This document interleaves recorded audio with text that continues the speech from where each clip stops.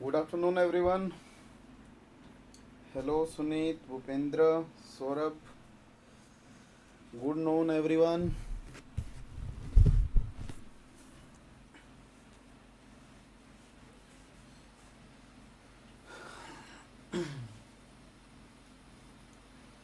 Last class में हम लोगों ने केमिकल रिएक्शंस के बारे में पढ़ लिया था, ठीक है। अब आगे स्टार्ट करते हैं, अगला पार्ट जो अपना है उसे देखते हैं। जल्दी से सब लोग कनेक्ट हो जाएं।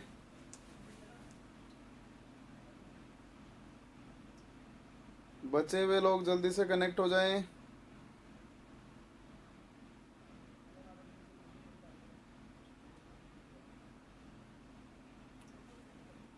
ठीक है, ओके,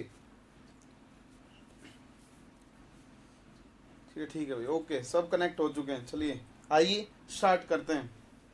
ओके विनीत चुग जी, ओके, गुड आफ्टरनून। स्टार्ट करते हैं भी। देखिएगा, अभी तक जो पार्ट हम लोगों ने डिस्कस कर लिया है वो केमिकल रिएक्शंस का हम लोगों ने डिस्कस कर लिया है। अब जो पार्ट अपना स्टार्ट होने जा रहा है वो पार्ट किसका होगा? अभी उसमें एक एसिडिक मीडियम की और दिक्कत रहती है, उसको और देख लेते हैं। फिर एनएमआर स्पेक्ट्रा, फिर आईआर स्पेक्ट्रा, और उसके बाद में जो लास्ट होगा अपने पास में वो एक डिस्प्रपोर्शनेशन रिएक्शन की हम लोग बात कर लेंगे, ठीक है।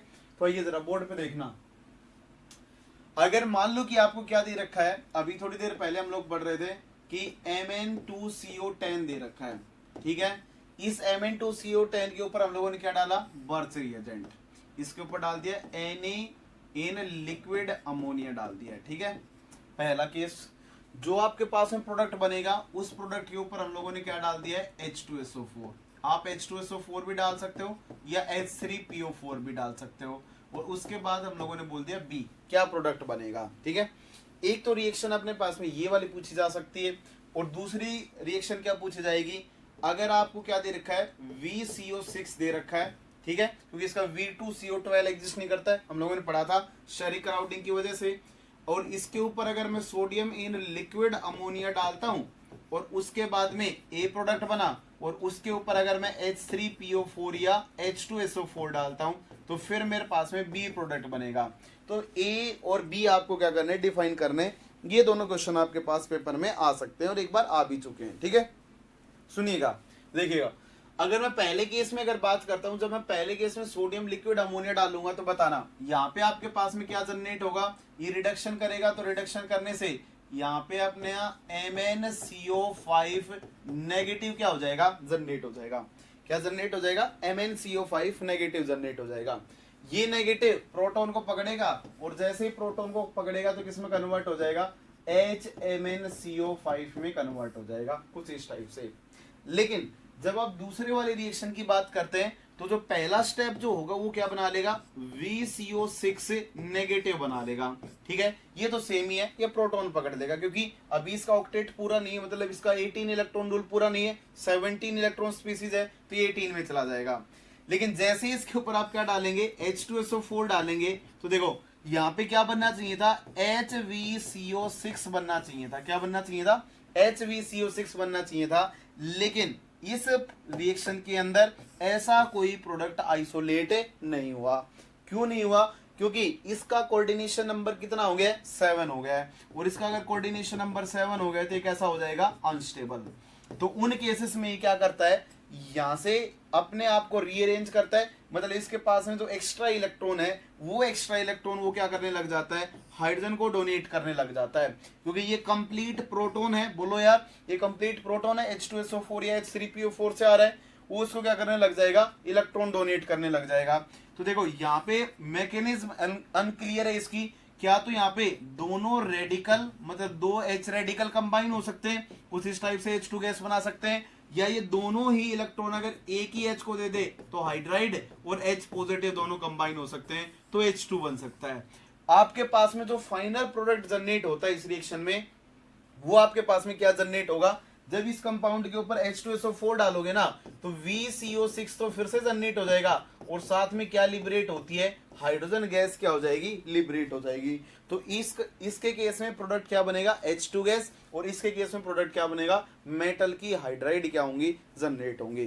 क्या दोनों कहानी समझ में आई? क्या दोनों कहानी समझ में आई?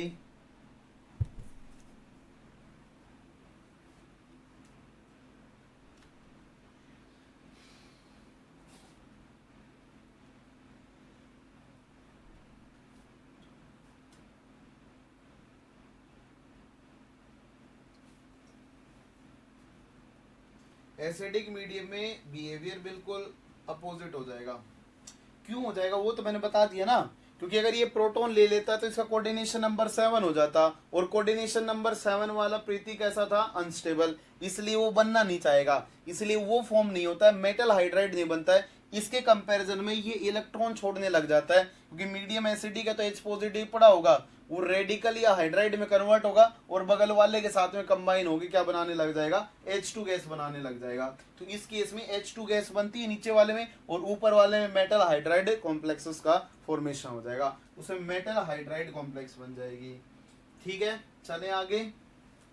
शायद आपको ये कहानियां समझ में आ गई होंगी, और इसमें कुछ ऐसा है नहीं। इसका रीजन इसीलिए जाता है कि कोऑर्डिनेशन नंबर 7 इसका अनस्टेबल होगा। ठीक है भाई, आइए आगे बढ़ते हैं। ठीक है, अगला केस देखिएगा। अगर इससे आगे बढ़ा जाए तो अगला जो अपने पास में पार्ट है वो 1H1NMR स्पेक्ट्रा है। स्पेक्ट्रा है किसका? मेटल कार्बोनाइल हाइड्राइड्स का। ठीक है, जो भी आपके पास में मेटल कार्बोनाइल हाइड्राइड कॉम्प्लेक्सेस होंगे उनका 1H1 स्पेक्ट्रा की हम लोग बात करने जा रहे हैं। ठीक है, जरा बोर्ड पे देखिएगा। अगर इसके स्पेक्ट्रा की बात की जाए तो आप लोगों ने अभी एनएमआर पढ़ा है, उस एनएमआर में आप लोगों ने क्या जाना है कि अगर प्रोटॉन के ऊपर जितनी ज्यादा इलेक्ट्रॉन डेंसिटी होगी तो उतना ज्यादा शिल्डेड होगा, और जितना ज्यादा शिल्डेड होगा उसकी वैल्यू टीएमएस के ज्यादा पास में क्या होती है? लाई करती है। लेकिन ये कंडीशंस कब होती थी अपने पास में? जब ऑर्गेनिक मॉलिक्यूल्स होते थे। लेकिन आज अपने पास में क्या है? ट्रांजिशन मेटल के साथ में कौन जुड़ा हुआ है? हाइड्राइड जुड़ा हुआ है।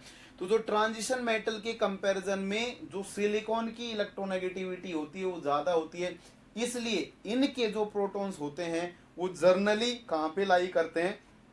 इनके जो प्रोटॉन्स की जो वैल्यू लाई करती है ट्रांजिशन मेटल वालों की, वो नेगेटिव में लाई करती है। ठीक है, तो इनका जो स्पेक्ट्रा जब कभी भी आप देखेंगे तो इनका स्पेक्ट्रा आता है 0 to -71 ppm के बीच में क्या करता है? ये वेरी करता है। ठीक है, 0 to -71 ppm के बीच में क्या करेगा? वेरी करेगा। कितना ज्यादा डिसोल्डेड प्रोटॉन होगा उतना ही ज्यादा उसका क्या होगा? अपने पास में वैल्यू आएगी। जरा समझिएगा कहानियों को, क्या होता है इनके केसेस में, फिर हम लोग आगे बात करेंगे। देखना, मान लीजिए कि मेरे पास में एक कॉम्प्लेक्स है HMnCO5 कॉम्प्लेक्स है, या मैं जर्नलाइज कर लेता हूं कोई मेटल का कॉम्प्लेक्स है। तो जब कभी भी आप 1H1NMR स्पेक्ट्रा लेने जाएंगे तो जो मेटल है आपकी, यहाँ पे जो भी आपकी मेटल गिवन होगी वो मेटल पक्का ही किसकी होनी चाहिए? डी ब्लॉक की होनी चाहिए।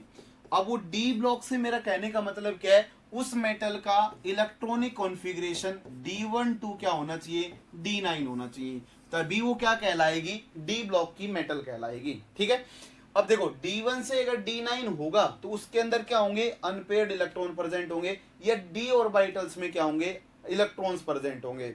जब इस मेटल कॉम्प्लेक्स को किसी एक्सटर्नल मैग्नेटिक फील्ड में लेके जाते हैं तो वहां पे क्या जनरेट होती है? उसका नाम हम लोग पैरामैग्नेटिक फील्ड बोल देते हैं। बोलो यार, पैरामैग्नेटिक फील्ड बोल देते हैं, या उसका दूसरा नाम होता है कि जनरेट होने वाली इंड्यूस्ड मैग्नेटिक फील्ड आप बोल सकते हो। इंड्यूस्ड मैग्नेटिक फील्ड भी आप उसका नाम दे सकते हैं, इंड्यूस्ड या सेकेंडरी मैग्नेटिक फील्ड का हम लोग उसे नाम दे सकते हैं। आइए जरा ये क्या होती है जी, देखना। मान लीजिए कि मेरे पास में क्या था? मेटल था, इस मेटल के ऊपर यहाँ पे हाइड्रोजन लगा हुआ है। ठीक है, इस तरफ इसके पास में कुछ लिगेंड पड़े हुए हैं। ठीक है, वो लिगेंड कोई भी हो सकता है, फिलहाल हम लोग कार्बोनिल की बात कर रहे हैं। इस कॉम्प्लेक्स, इसको मैंने क्या लगाया? इसके ऊपर मैंने B0 मैग्नेटिक फील्ड क्या की? अप्लाई की। और जब मैंने B0 मैग्नेटिक फील्ड अप्लाई की होगी तो इस मेटल के पास में जो आउटर मोस्ट सेल में जो अनपेयर्ड इलेक्ट्रॉन या डी इलेक्ट्रॉन प्रेजेंट थे, उन डी इलेक्ट्रॉन्स की वजह से एक मैग्नेटिक फील्ड क्या हो जाएगी? जनरेट हो जाएगी। जैसा वो अपने पास में एनाइसोट्रॉपी इफेक्ट होता है ना, वैसे ही क्या हो जाएगी? मैग्नेटिक फील्ड लाइंस क्या होंगी? जनरेट हो जाएंगी। जो मैग्नेटिक फील्ड लाइंस जनरेट होती हैं वो इनके केस में अपोजिट होती हैं। किसकी? देखो यहाँ पे जो मैग्नेटिक फील्ड लाइंस जो जनरेट होंगी वो मैग्नेटिक फील्ड लाइंस कैसी होती हैं? ओपोजिट होती हैं। किसके? अप्लाइड मैग्नेटिक फील्ड के। तो हम लोग ऐसा बोलते हैं कि यहाँ पे क्या होगा? बीआई क्या होगा? जनरेट होगा। जब मैं कभी भी डेल्टा की बात करता हूं तो डेल्टा किसके इक्वल लिखते हैं हम लोग? Delta chemical shift. क्या बोलते हैं? डेल्टा क्या होता है अपने पास में? केमिकल शिफ्ट होता है। और केमिकल शिफ्ट को हम लोग किसके इक्वल रखते हैं? डेल्टा। कौन सा? B not.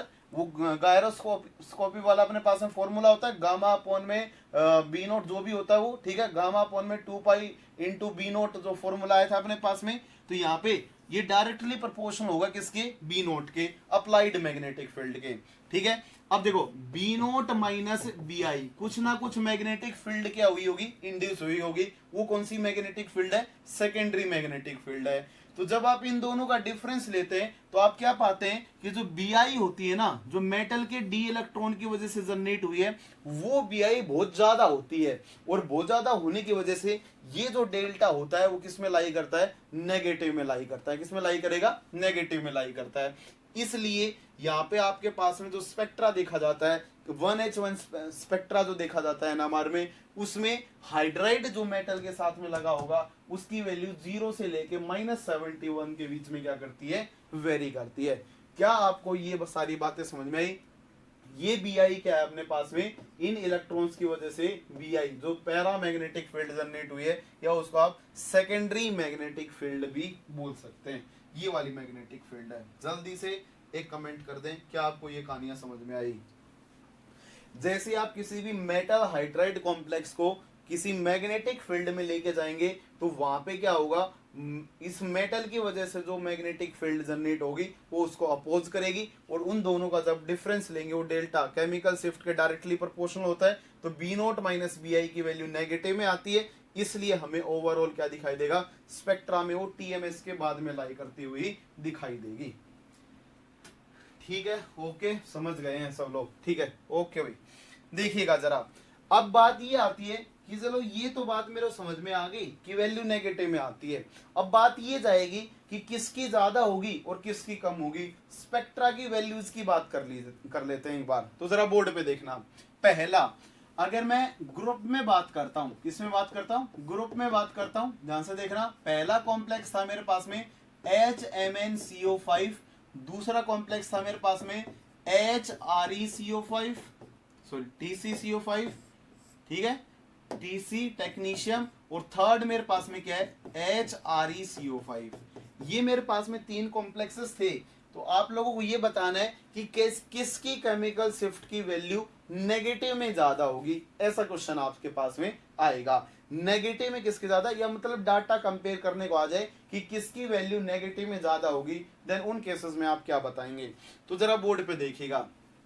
देखो, अगर मैं यहाँ पे समझता हूं तो यहाँ पे हम लोग क्या बोलेंगे कि जी इसके ऊपर भी, अगर मैं ऐसे देखता हूं तो इसके ऊपर भी क्या होगा? नेगेटिव चार्ज होगा। मतलब यहाँ पे जब प्रोटॉन बाहर निकलता है तो उस हाइड्राइड, जब मेटल के साथ में होता है तो हाइड्राइड होता है, और जब बाहर निकलता है तो उसके ऊपर में क्या होता है? कैसा चार्ज होगा? पॉजिटिव चार्ज होगा। तो देखो, जब वो मेटल के साथ जुड़ा होगा तो इसके ऊपर कैसा चार्ज आएगा? नेगेटिव चार्ज आएगा। कैसा चार्ज आएगा? नेगेटिव चार्ज आएगा। और वो कैसा होगा? डिसिल्डेड होगा। उससे भी अपना कोई लेना देना नहीं है, क्योंकि उससे यहाँ पे क्वेश्चन सोल्व होंगे ही नहीं। यहाँ पे जो क्वेश्चन सोल्व होते हैं वो डिस्टेंस को लेके होते हैं। किससे सोल्व होंगे? डिस्टेंस से लेके सोल्व होंगे। जरा बोर्ड पे देखना। पहले वाले केस में जो मेटल का और जो हाइड्रोजन का बॉन्ड बन रखा होगा उसमें इसका 3D ऑर्बिटल यूज हुआ होगा और इसका 1s यूज हुआ होगा। सेकंड केस में जो टेक्नीशियम का और जो हाइड्रोजन का बॉन्ड बना होगा वो 1s और 4d के बीच में बना होगा।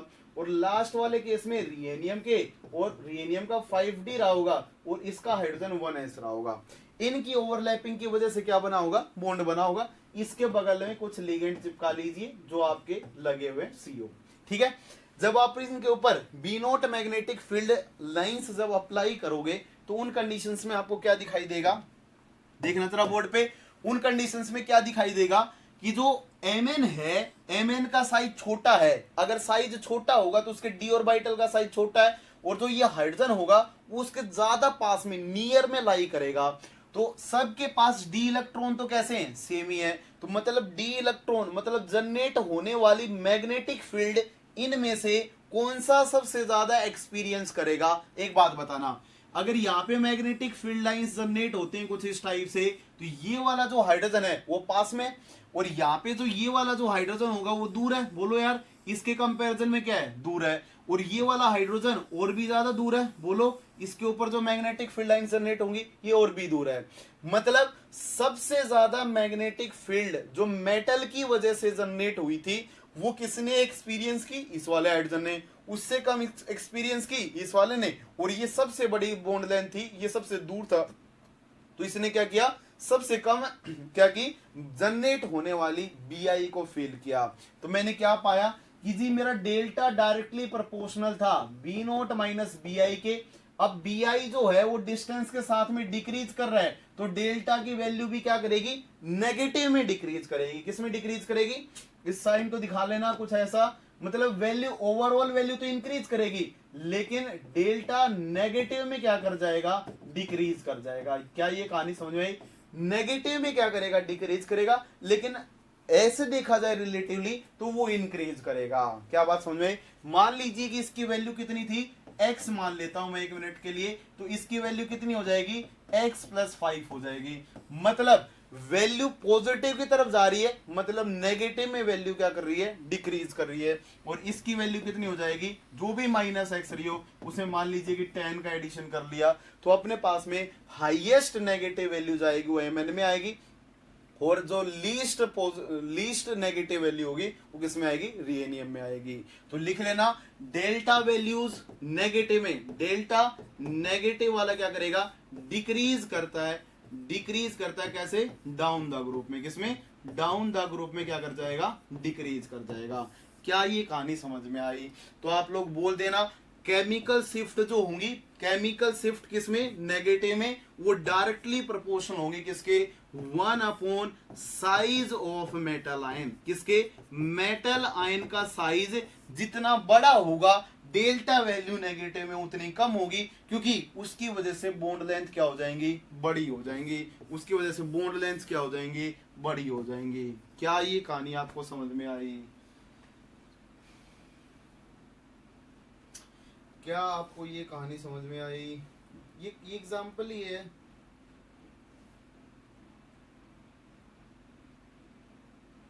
भाई जी ये एग्जाम्पल ही आपके सामने, बनाते रहो, अगले ग्रुप का बना ले, 2 Fe ले ले, ऑस्मियम ले ले, रुथीनियम ले ले।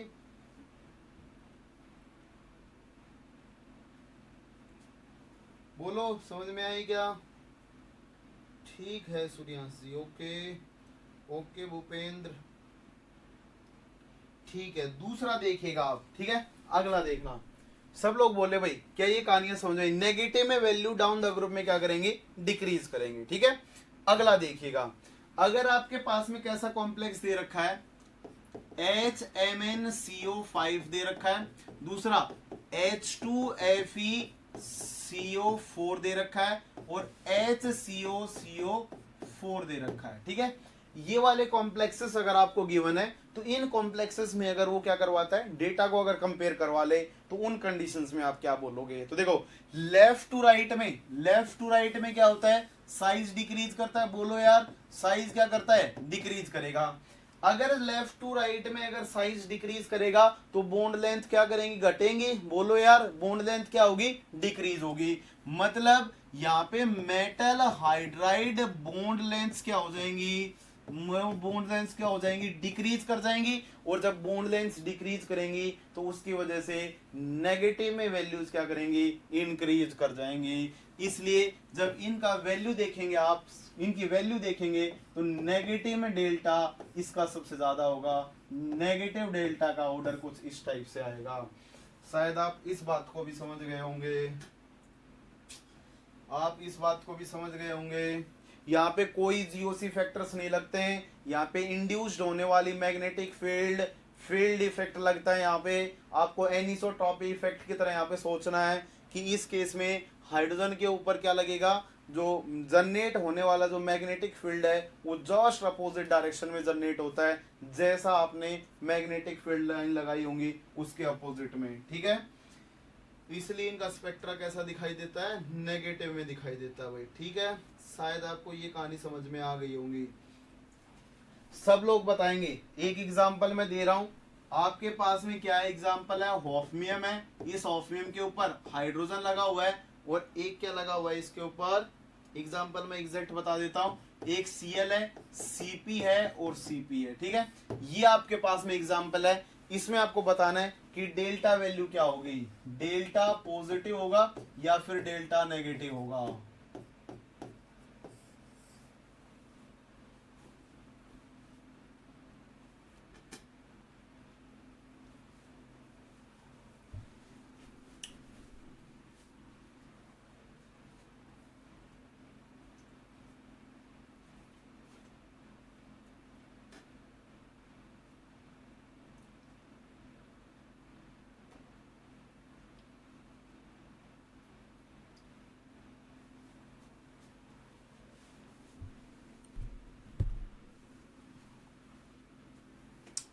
हॉफनियम है यहाँ पे,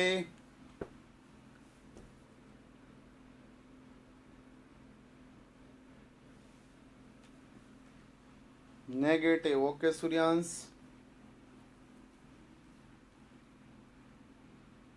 देखिएगा जरा बोर्ड पे। ठीक है, बोर्ड पे देखना। अगर मैं इस वाले कंपाउंड की बात करता हूं, अच्छे से देखिएगा, नेगेटिव। ओके, देखिएगा जरा बोर्ड पे, इस कंपाउंड में अगर बात की जाए तो Cp के ऊपर एक नेगेटिव चार्ज होता है जी, दूसरे Cp के ऊपर एक नेगेटिव, Cl के ऊपर एक नेगेटिव और हाइड्राइड के ऊपर एक नेगेटिव। तो मेटल की ऑक्सीडेशन स्टेट कितनी चली जाएगी, +4।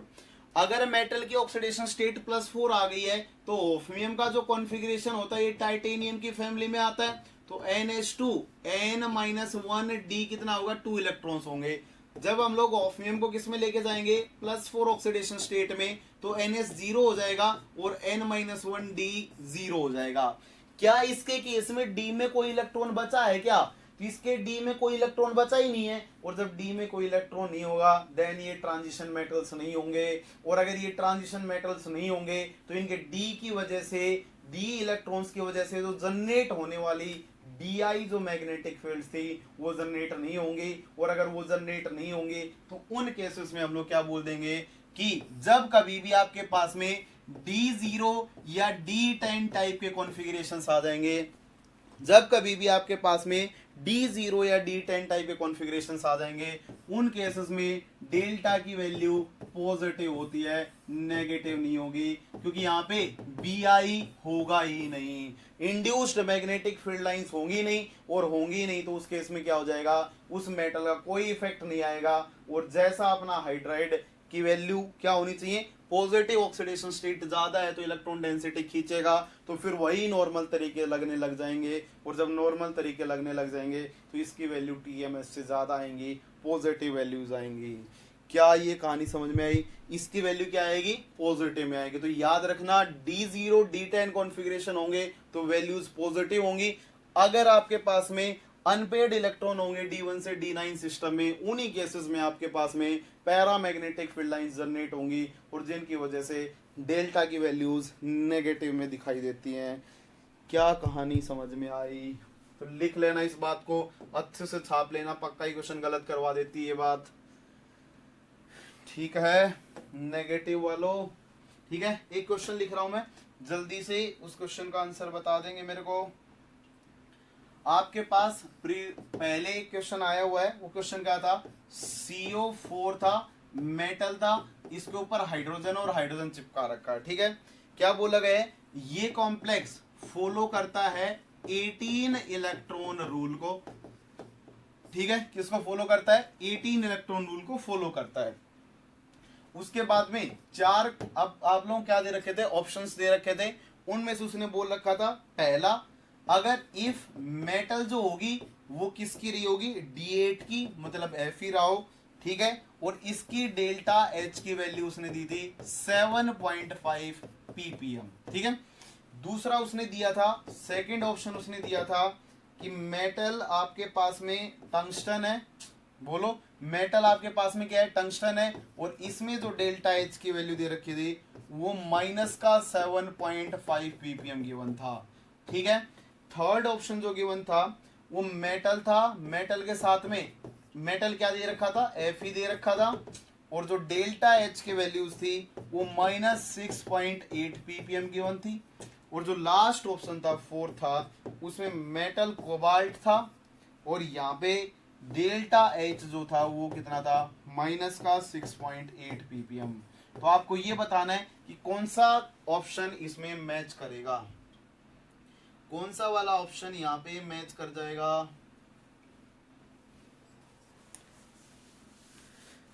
ओके सूर्यांश, कोई भी रहा हो कोई फर्क नहीं पड़ता, D1 से D9 के बीच में आ गया ना तो पक्का ही नेगेटिव में वैल्यू आएगी। भूपेंद्र जी अच्छे से देखे, कश्यप जी बिल्कुल सही जवाब, विनीत कुमार जी बिल्कुल सही जवाब।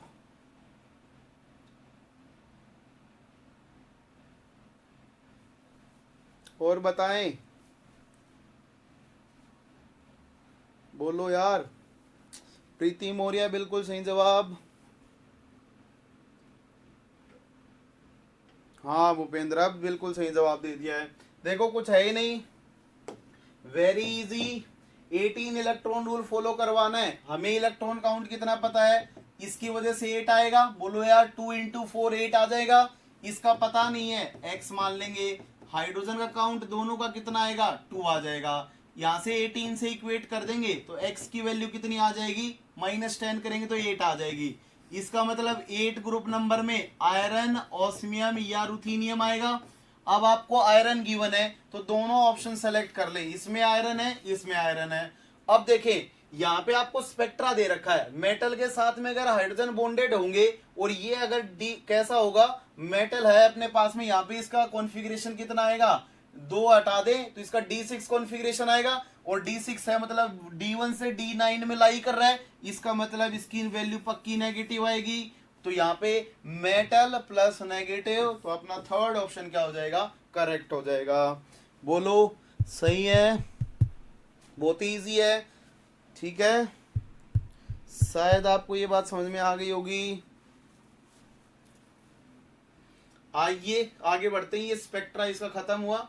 ठीक है, ऐसे ही क्वेश्चन आपको बुकलेट में मिल जाएंगे, फिर से उनको एक बार कर लेना। ठीक है,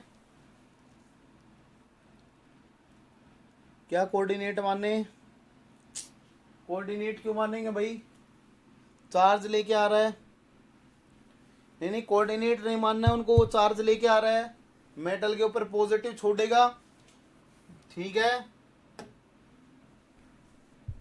मेटल के ऊपर पॉजिटिव छोड़ेगा भाई। ठीक है, आइए अगला टॉपिक डिस्कस करते हैं हम लोग। अब मैं आपको IR बैंड के बारे में बता रहा हूं। ठीक है, IR बैंड्स कितने आते हैं आपके पास में, उनकी बात कर लेते हैं। देखिएगा, अगर आपके पास में IR बैंड की बात की जाए तो जितने भी मेटल कार्बोनाइल कॉम्प्लेक्सेस हैं उनको 3 कैटेगरीज में डिवाइड कर लेंगे। पहली कैटेगरी जो अपने पास में होगी वो ऑक्टाहेड्रल वालों का आता है क्वेश्चन, या फिर TBP वालों का आता है, और एक अपने पास में टेट्राहेड्रल वालों का आता है। ठीक है, तो देखो एक तो तरीका होता है कि निकलते कैसे हैं, उनकी बात कर लेंगे। ठीक है, तो जरा मैं आपको एक बार ये बता देता हूं कि निकलते कैसे हैं IR बैंड, उसके बाद में हम लोग जो वैल्यूज है वो मैं आपको लिखवा दूंगा। ठीक है, जरा बोर्ड पे देखना। ऐसा बोला जाता है, मान लीजिए कि मेरे पास में एक ML लिगेंड लगा हुआ है, L लिगेंड लगा हुआ, अच्छे से समझना, C ट्रिपल बॉन्ड O है और C ट्रिपल बॉन्ड O है। ये मैंने क्या ले लिया है, सिस वाला लिगेंड आपके सामने ले लिया है। ठीक है, सिस CO लिगेंड ले लिए, और इसके कितने IR बैंड आएंगे ये हम लोग चेक करने गए। अब देखो, जब आपने IR जब सीखा होगा या पहले कभी जाना होगा तो उसमें आप लोगों ने एक बात पढ़ी होगी कि वहां पे फ्लक्चुएटिंग डाइपोल मोमेंट होना चाहिए, मतलब उसका डाइपोल मोमेंट टाइम के साथ में क्या होना चाहिए, चेंज होना चाहिए, तभी आपको IR बैंड क्या होंगे, ऑब्जर्व होंगे। आपने यही बात बोली होंगी, डाइपोल मोमेंट कैसा होना चाहिए, IR के लिए फ्लक्चुएटिंग होना चाहिए। ठीक है, मतलब चेंज होता रहना चाहिए। अगर मैं यहाँ पे बात करता हूं तो मेरे पास में अगर ये वाला कंपाउंड होगा तो इसमें 2 टाइप के स्ट्रेचेस हो सकते हैं। देखना एक बार और इसको मैं बना लेता हूं, ML था, L था, L था, L था, C ट्रिपल बॉन्ड O, और यहाँ पे C ट्रिपल बॉन्ड O था।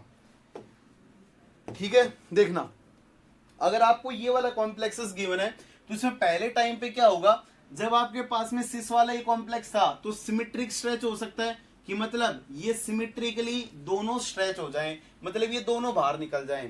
इसके अलावा दूसरी कंडीशन कैसा होगा, एसिमेट्रिक स्ट्रेच हो जाए, मतलब एक की स्ट्रेचिंग हो रही हो और एक का क्या हो रहा हो, कंप्रेशन हो रहा हो, मतलब इसमें दोनों की क्या हो रही है, स्ट्रेचिंग हो रही है, दोनों स्ट्रेच हो रहे हैं। ठीक है, इसमें क्या हो रहा है, एक बार ये वाला सीओ बाहर की तरफ जा रहा है तो ये वाला सीओ अंदर की तरफ आ रहा है, तो इसमें कैसी होगी, एसिमेट्रिक स्ट्रेचिंग होगी। इसमें क्या होगी, एसिमेट्रिक स्ट्रेचिंग होगी। एक एक्सपेंड कर रहा है, एक क्या कर रहा है, कंप्रेस कर रहा है। ठीक है, तो यहाँ पे ये दोनों बैंड क्या होंगे, ऑब्जर्वेबल होंगे, ये वाला भी ऑब्जर्व होगा, ये वाला भी ऑब्जर्व होगा।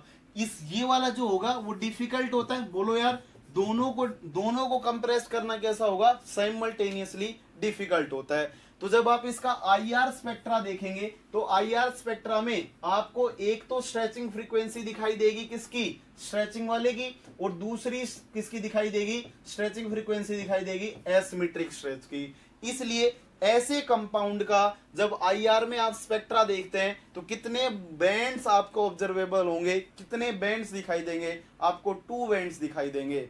ऐसे ही अपने पास में देखो, हम लोग क्या बोलते हैं कि अगर मेरे पास में एक होता, अगर मेरे पास में एक सीओ होता तो उसका कंप्रेस और अपने पास में क्या होता है, डिकम्प्रेस की हम लोग बात नहीं करते। इसमें आपको क्या ध्यान रखना पड़ेगा, जब एक से ज्यादा सीओ हो जाते हैं तो कपलिंग का ध्यान रखना पड़ेगा कि वो कपल्ड होंगे, वो जब वो कपल्ड होंगे तो किस टाइप से कपल्ड होंगे। इसमें देखो एक स्ट्रेचिंग के साथ में स्ट्रेचिंग वाला कपल्ड है और यहाँ पे एक स्ट्रेचिंग के साथ में एसिमेट्रिक वाला कपल्ड है। अगर मैं इसका एसिमेट्रिक लेता हूँ, मतलब इसका कंप्रेशन लेता हूँ और इसका एक्सपेंशन लेता हूँ, तो बात बराबरी हो जाएगी।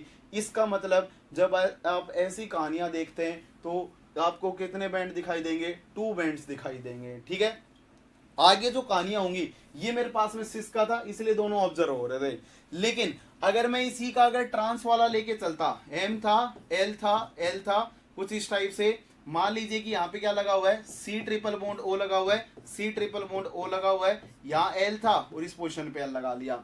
ये दोनों मैंने कैसे ले लिए, ट्रांस ले लिए। फिर से मेटल था, एल लगा लेता हूं मैं, ये लीजिए मैंने एल लगा लिए, सी ट्रिपल बॉन्ड ओ है और यहाँ पे सी ट्रिपल बॉन्ड ओ है। जब मैंने इन दोनों को चेक किया तो इन दोनों में क्या पाया कि पहली बार में ये क्या हो रहा है, ये अपने पास में एक्सपेंड हो रहा है, बोलो यार, ये एक्सपेंड हो रहा है तो ये भी क्या हो रहा है, एक्सपेंड हो रहा है। दूसरा केस लिया कि ये एक्सपेंड हो रहा है और ये कैसा हो रहा है, ये वाला कंप्रेस हो रहा है। तो आपके पास में 2 ही केसेस बनेंगे, एक एक्सपेंड का केस बनेगा, मतलब सिमेट्रिक स्ट्रेच का, दोनों कैसे हो रहे हैं, एक्सपेंड हो रहे हैं, और दूसरा केस किसका बनेगा, दोनों का एसिमेट्रिक का, मतलब एक एक्सपेंड हो रहा है तो एक क्या हो रहा है, कंप्रेस हो रहा है।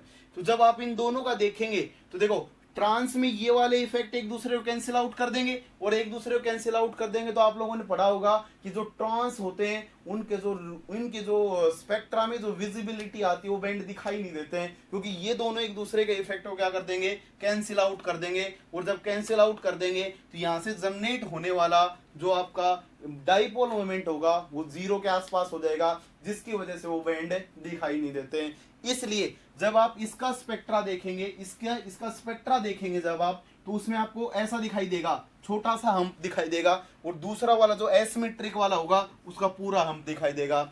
इसलिए हम इसको क्या बोल देते हैं कि यहाँ पे एक ही सिग्नल आया है, ये ट्रांस है, ऊपर वाले में 2 सिग्नल आ रहे हैं, इसलिए वो कैसा है, सिस है। तो इन बेसिस पे हम लोग इन पूरा का पूरा ऐसे हम लोग क्या करते हैं, इनको डिवाइड करते हैं, सिमेट्रिक स्ट्रेच, एसिमेट्रिक स्ट्रेच वगैरह करके पूरा का पूरा डाटा निकालते हैं। ठीक है, तो ऐसे आईआर बैंड ऑब्जर्व किए जाते हैं। मैं आपको वैल्यू बता देता हूँ कि वैल्यू कितनी कितनी आती है, सब हम लोग डिस्कस कर लेंगे उनको, मैंने बता दिया, मतलब आप इसकी वैल्यूज को आपको रटना है, इनको आप रट लेना अच्छे से।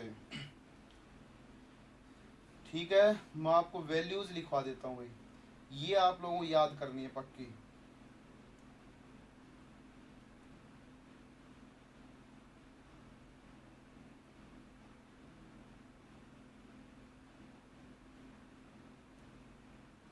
लिख लेना। देखो सबसे पहले मैं ऑक्टाहेड्रल के केसेस लिख रहा हूँ, आते हैं पेपर में, आपको ये वैल्यूज याद ही होनी चाहिए। ठीक है, वो सिमेट्रिक स्ट्रेच हम लोग इतने ज्यादा मतलब बहुत कॉम्प्लेक्स हो जाएंगे तो उनमें निकाल नहीं सकते हैं। मान लीजिए कि सारे के सारे सीओ लगे हुए हैं कुछ इस टाइप से, ऑक्टाहेड्रली सारे के सारे सीओ लगे हुए हैं, तो नंबर ऑफ जो आईआर बैंड होंगे IR बैंड्स होंगे वो कितने आएंगे, एक आएगा, ठीक है, एसिमेट्रिक स्ट्रेच वाला। दूसरा अगर आप क्या बोलेंगे, दूसरे केस में M है, ये मोलिब्डेनम नहीं है, M है कोई भी मेटल हो सकती है। M अगर आपके पास में अगर एक लिगेंड आ जाए ऐसे, तो यहाँ पे CO होगा, CO होगा, CO होगा, CO होगा और यहाँ पे CO होगा। इस कंडीशन में आपके पास में दो बैंड लाई करते हैं, ठीक है, ये क्या तो वैल्यू 3 आएगी या फिर वैल्यू 2 आएगी। जनरली आपको कौन सी मार्क करके आनी है, 3 मार्क करके आनी है ऑलमोस्ट सारे केसेस में, ठीक है। लेकिन देखना, एक बात बताना, समझना अच्छे से, अगर मैं ऐसा बोलता हूं कि मेरे पास में ये वाला L लिगेंड है, ये PR3 है, और दूसरा मेरे पास में CO लिगेंड है, ये कोई दूसरा लिगेंड है, ठीक है, मतलब ये दोनों लिगेंड डिफरेंट है। अगर ये दोनों डिफरेंट होंगे तो इनकी जो स्टेरिक क्राउडिंग होगी वो भी अलग अलग होगी। बोलो यार, अगर ये बल्कि है, बल्कि अगर ये रहा होगा, बल्कि अगर ये रहा होगा, तो उन केसेस में क्या हो जाएगा, ये आउट ऑफ प्लेन चले जाएंगे, और जब ये आउट ऑफ प्लेन चले जाएंगे तो उसकी वजह से आपके पास में कितने सिग्नल आते हैं, 3 आते हैं। लेकिन कोई कंडीशन अगर ऐसी आ जाए, अगर कोई कंडीशन अगर ऐसी आ जाए जिसमें ये सारा का सारा पार्ट कैसा हो, प्लेनर रहे, मतलब कोलिनियर रहे, ये कैसा रहे, कोलिनियर रहे, एक ही प्लेन में रहे, तो उन केसेस में इसके बैंड कितने आएंगे, 2 ही आएंगे। उन केसेस में इसके बैंड कितने आएंगे, 2 ही आएंगे। ये सारे के सारे अगर इन द प्लेन होंगे, अगर इन द प्लेन लाई करेंगे, तो उन कंडीशंस में कितने बैंड आएंगे, 2 बैंड्स आएंगे, ठीक है ना, उससे कोई लेना देना नहीं है। हाँ, NMR में ऊपर आती हैं, IR में नीचे आती हैं, उसका रीजन आपको पढ़ाया जाएगा IR में, NMR में सर पढ़ा रहे हैं, वहां पे वहीं पे डिस्कस करेंगे, ठीक है, वो पढ़ा रहे हैं पूरा डिटेल में, उनसे पूछना है NMR वाले क्या काम रह जाएगा फिर प्रीति, ठीक है। अगला देखना भाई, अगला जो है अपने पास में वो MCO4L2, दो कंडीशनें बनेंगी इसमें। पहली कंडीशन कौन सी बनेगी, जब M के साथ में CO कुछ ऐसे रहे हो, C ट्रिपल बॉन्ड और आओ, C ट्रिपल बॉन्ड और आओ, यहाँ पे C ट्रिपल बॉन्ड और आओ, C ट्रिपल बॉन्ड और आओ, ठीक है, यहाँ पे लिगेंड है, यहाँ पे लिगेंड है, ठीक है। जब वो कैसे होंगे, सिस होंगे, तो सिस के केस में जो बैंड लाई करते हैं आपके पास में वो आते हैं 4। कितने बैंड आएंगे, 4 बैंड्स आएंगे, ठीक है। इसमें फिर से कंडीशनें डिपेंड करेंगी, देखना एक बार, इसमें आपके पास में फिर से कंडीशनें डिपेंड करेंगी। 4 होंगे जब आपके पास में कोई कंडीशन गिवन नहीं है, और अगर ऐसा बोल दे कि ये पार्ट अगर कैसा होगा, लीनियर हो या इसको कोलिनियर अगर हम लोग बोल दें कि अगर ये एक ही प्लेन में रहेंगे, तो उस कंडीशन में कितने आते हैं अपने पास में, 3 बैंड्स आते हैं। इस बात को ध्यान रखना, वो पेपर में चिपका के देगा पक्का बगल में कि ये कोलिनियर है। अगर कोलिनियर नहीं है तो हमें सपने नहीं आएंगे, हम लोग बता नहीं सकते ऐसे, तो उन कंडीशंस में हम लोग कितना मार्क करके आएंगे, 4 ही मार्क करके आएंगे, ठीक है।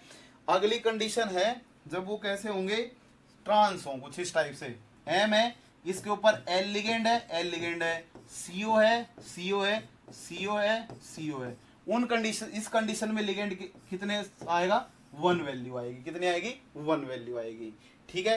तो ये 4 केसेस हो गए जब कोई लिगेंड नहीं था, एक लिगेंड था, और जब 2 लिगेंड थे, ठीक है। अब आ जाते हैं 3 लिगेंड्स के ऊपर। देखना, जब आपके पास में 3 लिगेंड्स होंगे, जैसे 3 लिगेंड्स की कंडीशनें 2 बनेगी, पहली कंडीशन मर की बनेगी और दूसरी कंडीशन फेक की मरेगी फेक की बनेगी, ठीक है। देखना, अगर मैं मर वाले की बात करता हूं या फेक वाले की बात करता हूं, तो मैंने ले लिया MCO3L3, ठीक है, बोर्ड पे देखना भाई अच्छे से।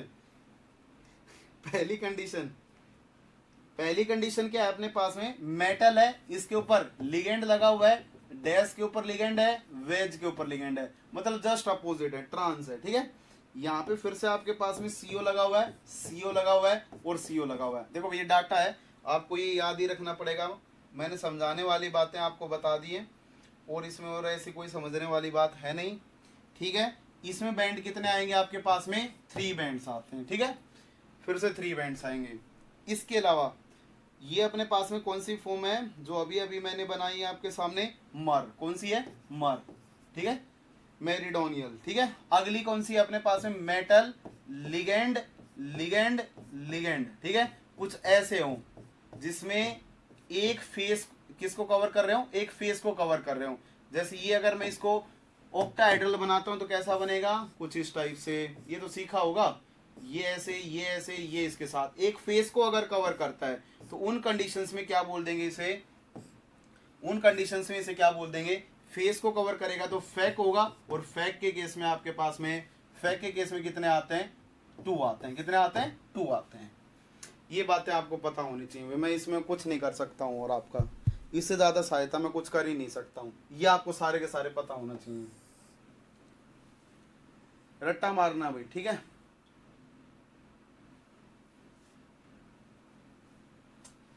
अगले केसेस हैं टीबीपी के, रट लेना अच्छे से, पी जाना बस। अब की बार क्वेश्चन आया था इसमें से, अब की बार ही क्वेश्चन आया था, कितने आईआर बैंड होंगे, ऐसा क्वेश्चन आया था, ठीक है। और लास्ट टाइम 2019 गेट में आया था टीबीपी का, टीबीपी का आया था, यही आया था। देखो अभी लिख रहा हूं, सीओ सीओ सीओ। एक तो ये वाला, इसमें अगर देखेंगे तो कितने आईआर बैंड आते हैं, 2 आईआर बैंड आएंगे, एक इक्वेटोरियल वालों की वजह से और एक एक्सियल वालों की वजह से, ठीक है। और जब मैं यहाँ पे एक लिगेंड का सब्स्टिट्यूशन करवा देता हूं, मेटल लिगेंड, अब आपको ये चेक करना पड़ेगा कि आने वाला लिगेंड कहाँ पे सब्स्टिट्यूट हुआ है, वो एक्सियली हुआ है या वो फिर वो इक्वेटोरियली हुआ है। बोलो यार कितने केसेस बनेंगे, एक्सियल और इक्वेटोरियल 2 केसेस बनेंगे, सीओ सीओ सीओ रहा होगा, सीओ रहा होगा। अगर इन दोनों की बात की जाए तो वैल्यू आती है आपके पास में, इसकी वैल्यू 4 आती है और इस वाले की वैल्यू 3 आती है। इसमें वैल्यू कितनी आएगी, 3 आएगी, और इसमें वैल्यू कितनी आएगी, 4 आएगी। लेकिन आपको फिर से एक बात का ध्यान रखना है, अगर क्या होगा, ये जो इक्वेटोरियल वाला पार्ट जो है आपका, अगर इसमें सारे के सारे सीओ अगर कैसे होंगे, कोप्लेनर होंगे, मतलब एक ही प्लेन में अगर लाई करेंगे, तो उन कंडीशंस में बैंड फिर 2 हो जाएंगे, उस कंडीशन में फिर बैंड 2 हो जाएंगे। वरना अगर आपको नहीं पता है, अगर इन द प्लेन नहीं दे रखा है, देन आप कितने मार्क करेंगे, 3 मार्क कर देंगे। कितने मार्क कर देंगे, 3 मार्क कर देंगे, ठीक है। ओके, धन्यवाद। आप लोग भी साथ दे रहे हो थोड़ा थोड़ा, सही है भैया, ठीक है। टीबीपी का अगला केस है Mel2CO2 CO3। अगर इसकी बात की जाए तो आपके पास में फिर से 2 केस बनेंगे, दोनों के दोनों लिगेंड कैसे रहे हो, एक्सियल रहे हो, तो सीओ रहा होगा, सीओ रहा होगा और सीओ आएगा, ठीक है। इसके अलावा दोनों एक्सियल हो सकते हैं, या फिर कैसा रहा हो, एक एक्सियल और एक इक्वेटोरियल रहा हो, ठीक है, इस टाइप से रहे हो। इन केसेस में जो बैंड आएंगे वो इसमें 3 आएगा और इसमें 1 आएगा, ठीक है। ऊपर वाले में 1 आएगा और नीचे वाले में 3 आएंगे। और लास्ट केस है आपके पास में एमओ कह रहा हूं, मेटल है टेट्राहेड्रल का, ठीक है, टीडी टेट्राहेड्रल। अगर सारे के सारे सीओ चिपके होंगे, भारी सिमेट्रिकल अमाउंट है, सिमेट्रिकल अरेंजमेंट है, इसलिए 1 बैंड आएगा। और जब आपके पास में कैसा रहा होगा, लिगेंड आ जाए एक सीओ सीओ सीओ, तो इस कंडीशन में 2 बैंड्स दिखाई देते हैं। लास्ट वाली कंडीशन में 2 बैंड्स दिखाई देंगे। नेट में किसका आया था, नेट में इनमें से आया था भाई, ये वाला आया था जिसके 3 बैंड आ रहे हैं अपने, 3 बैंड किसके आ रहे हैं, इस वाले के, ये वाला आया था अपना। अब की बारी जाके उठा के देख लेना, यही आया था अपना पेपर में, पेपर ही उठा के देख लेना, ठीक है।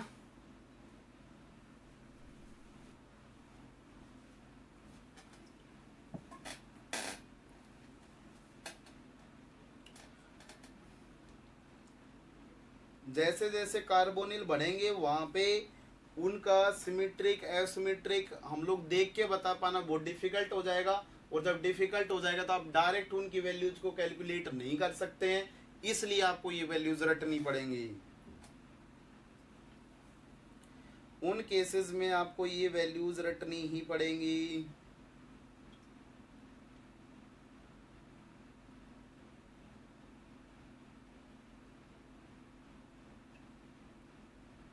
बोलो यार, कितनी मेहनत करनी पड़ रही है आप लोगों के लिए, अपने लिए नहीं पढ़ा मैं इतना।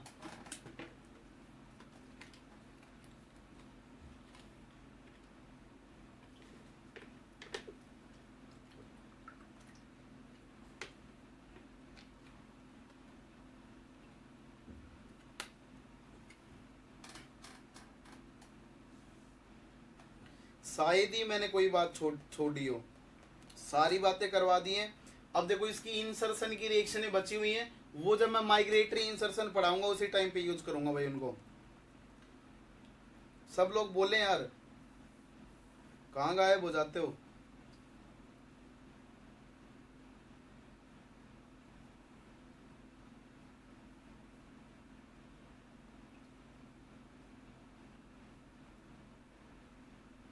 ओके धन्यवाद भूपेंद्र भाई।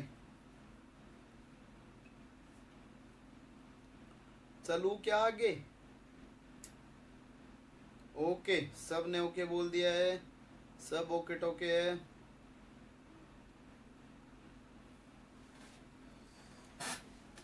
रट लेना। ओके सुनीत जी, आइए जी आगे बढ़ते हैं। डिसप्रपोर्शनेशन रिएक्शन, लास्ट टॉपिक अपना मेटल कार्बोनाइल्स का।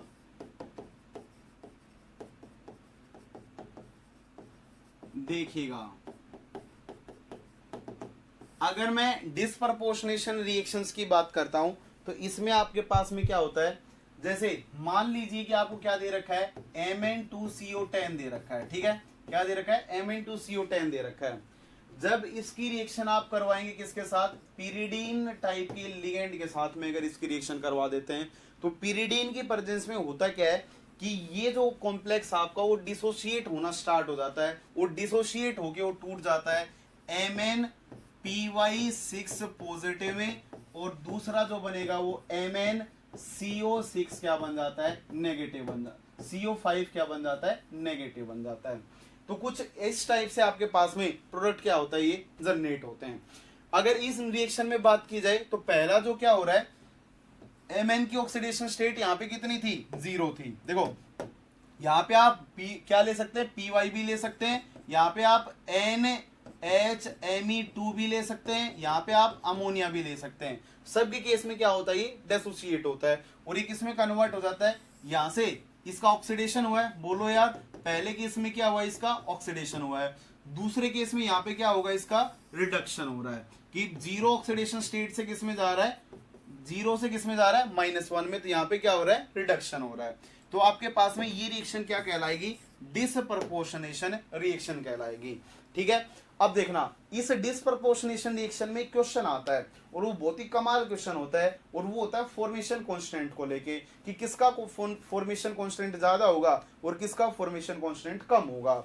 तो जरा बोर्ड पे देखना, अगर मान लीजिए कि मेरे पास में मैं इनिशियली अगर कोई कॉम्प्लेक्स लेके चल रहा हूं, जैसे मैं समझाता हूं कि मेरे पास में MnCO5 है आयरन का और ये स्टेबल है, ठीक है। तो इन कंडीशंस में क्या होगा, जब इसके ऊपर पिरिडीन टाइप का जब हम लोग लिगेंड डालेंगे तो वो लिगेंड जब डालेंगे तो यहां से एक CO हटेगा और वो CO हटेगा तो उसकी जगह पे क्या आएगा, M जो CO5 था और यहाँ पे क्या आ जाएगा, लिगेंड अपने पास में Py आ जाएगा, कुछ ऐसा बन के आएगा, ठीक है।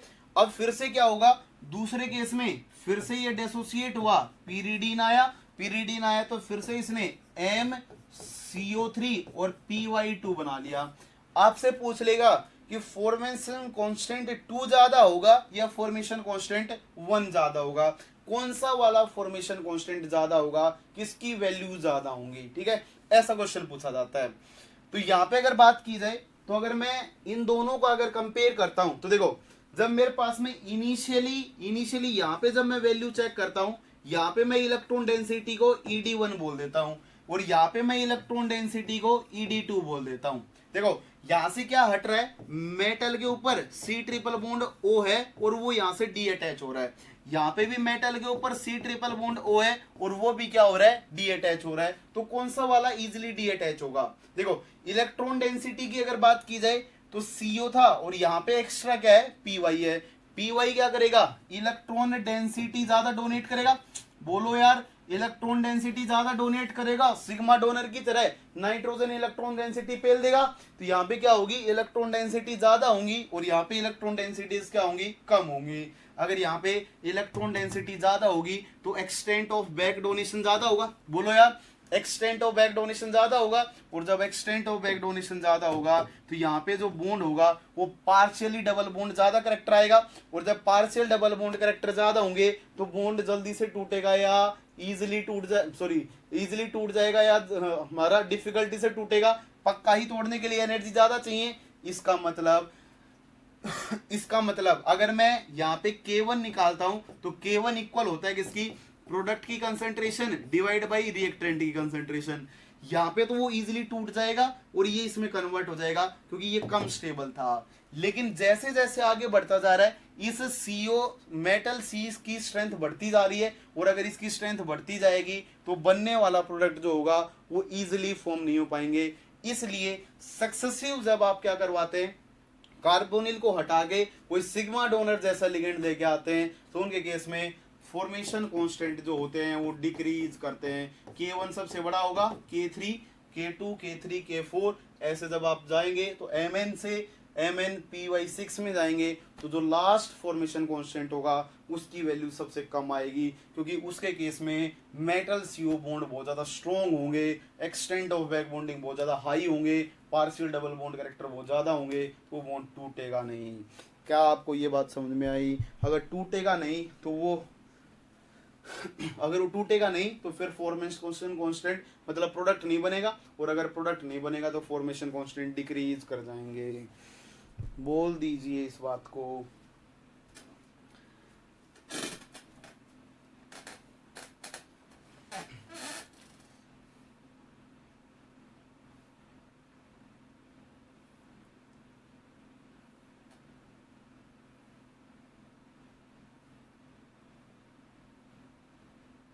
ओके भूपेंद्र, ओके प्रीति, सौरभ जी, ओके समझ गए हैं सब लोग, धन्यवाद आप लोगों का।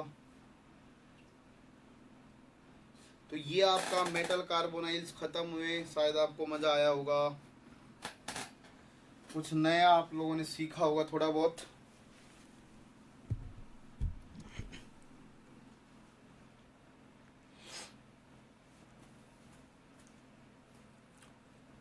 एक पार्ट ओवर हुआ, ठीक है। आइए बढ़ते हैं नेक्स्ट पार्ट की तरफ। अब अपने 3 पार्ट कंप्लीट हो गए। पहला 18 स्टेबिलिटी वाला, उससे रिलेटेड क्वेश्चन, दूसरा क्रशर वाला, तीसरा अपना कार्बोनिल वाला। अब हम लोग चौथे या 4th टर्म की तरफ जा रहे हैं, और वो है मेटल कार्बीन्स एंड कार्बाइन्स, ठीक है। अरे एक्स्ट्रा ही बता के चल रहा हूँ, इसमें कोई एक्स्ट्रा नहीं मिली क्या?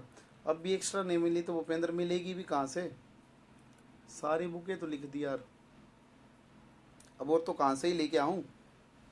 नहीं मिली क्या एक्स्ट्रा?